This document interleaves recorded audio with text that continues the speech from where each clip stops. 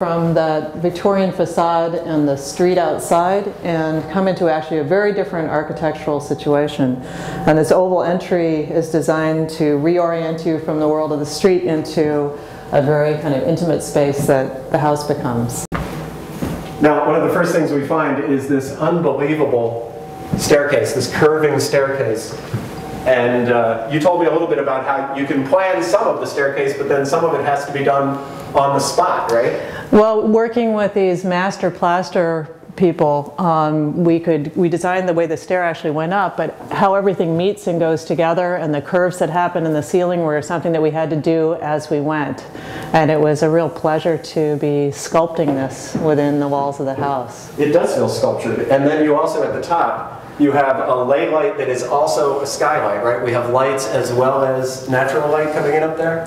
Yeah, it was really a concern in this tight urban neighborhood to get every bit of light we could. So we put in skylights and lending light from place to place in the house via windows in walls. Like here we have a series of small stained glass windows that allow light into a powder room. Those are great. And there are more, I remember, upstairs. Yeah, and also even though we're very close to another house, we put in a big stained glass window here, but it's made of obscure glass. So light comes through, but you don't have a view of the neighbor next door into their kitchen window.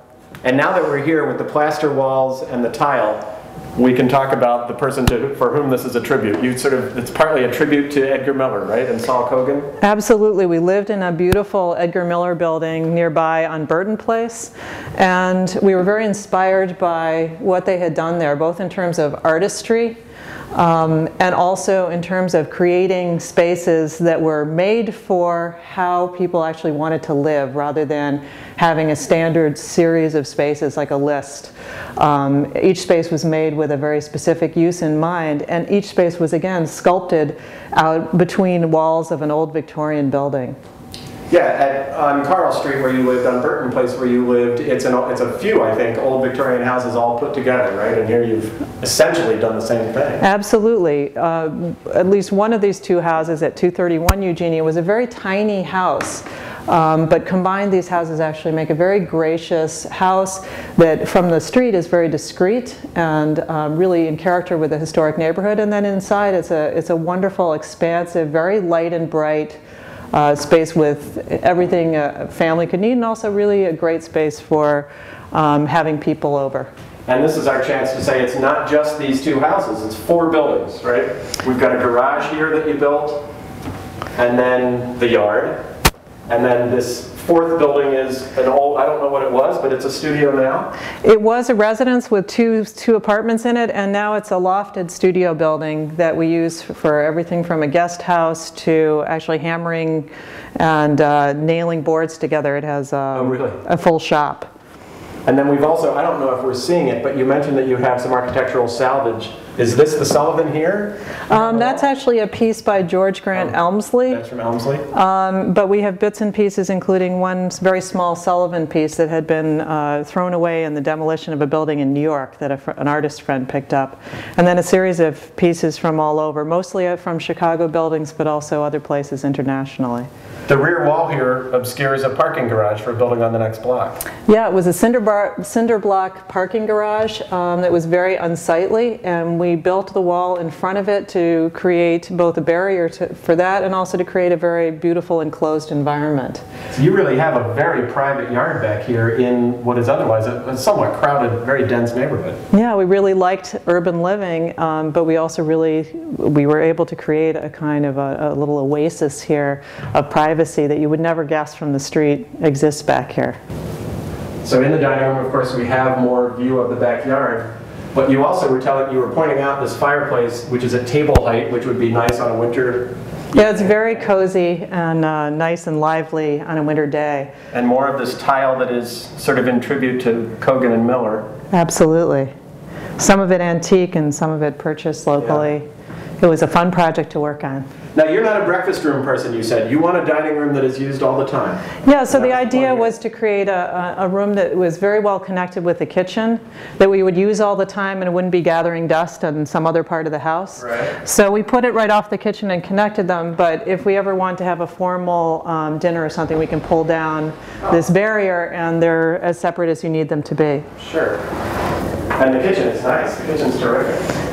Yeah, it has all the bells and whistles you'd expect, the really good appliances and all that, but again, everything kind of hidden. So we have drawer refrigerators hidden behind and pull-out garbage and even a couple of recycling bins tucked in. So close to the kitchen and off the back stairwell, we created a guest. It's kind of like a guest suite. I hate that word, but nonetheless, it is a sweet guest suite. It uses the second entrance from the western house, so it has its own entrance and it's an almost completely independent space. This feels like my recollection of the Miller and Kogan buildings on Burton Street because of the different levels and the different scales. Yeah, they were never shy to work with multiple levels, and they used space very efficiently that way. So we made use of the same idea. We've got to get down to this bathroom because I'm fascinated. Yeah, the bathroom and dressing area. Dressing area is inside this second house, but the bathroom actually goes underground between the two houses. So right here we are at the seam between the two houses. Here's where one house ends, at the entrance to the bathroom below, and you're now entering below the two houses, and it has that kind of sidewalk tile that you see in New York City that they use to bring light down into storage regions underneath stores and buildings in New York. So we use the same technique here. Look at all the sun here in the bathroom. This is terrific. Yeah, the idea was to create a bathroom in a greenhouse. We really, when you're in a dressing room and a bathroom, that's really how you spend a good deal of your time. So this space was very important to create for us as a light and bright space. And of course in Chicago with our terribly long winters, it's very heartening to have a bunch of greenery present in the life. And did you tell me this whole space here is a bathtub, right? Yes, it is. It can fill all the way up into these wings with water. Right. Our kids love to play in them and float candles all the way out into the edges. Really? It can be awfully fun. Yeah, it's like having a kiddie pool in the bathroom. Yes. We're scooping light anywhere we can find it and trying to transmit it from place to place in the house. Doesn't look like that was an issue here in the master bedroom with this wall of windows. This is fantastic.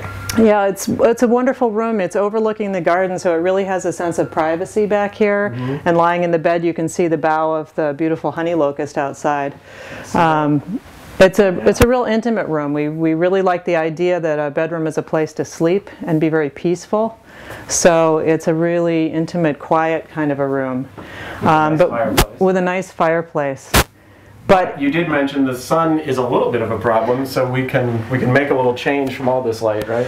We do like to sleep in occasionally, so we made blackout velvet curtains that at night are wonderfully lit up by this light. So it becomes this very warm, cozy, peaceful space to be, quite different from the sunlight during the day. Very, very different. Yeah. This tile on the master bedroom fireplace we both think looks like Gustav Klimt, but I thought it was antique tile, and you said it was actually just a few years old. You bought it at retail. No, it was artist designed, and it was a line that Ann Sachs Tile carried a few years back. I don't think they carry it anymore. It's very complicated to work with, but we were very excited to find it, and it was a really beautiful thing. It seemed to fit with the rest of the house very well. It fits really well with all the antique tile and all the pieces you have. This is glass by Edgar Miller, the man to whom some of the work in the house is a tribute, the man who, with Saul Kogan, did the building you used to live in down on Burton, right? So you've got several of these. This represents one of the continents? Yes, there are 5 windows with the 5 continents. Actually, I'm not even sure which one this is. It doesn't quite look like Africa, but it's got a wonderful clipper ship. Yeah. And this was taken from a suburban Chicago house that was demolished some years back. And I somehow found through the grapevine that these were available and purchased them. And it'll give people an idea of the man we keep talking about. Absolutely. Oh wow, great, thanks.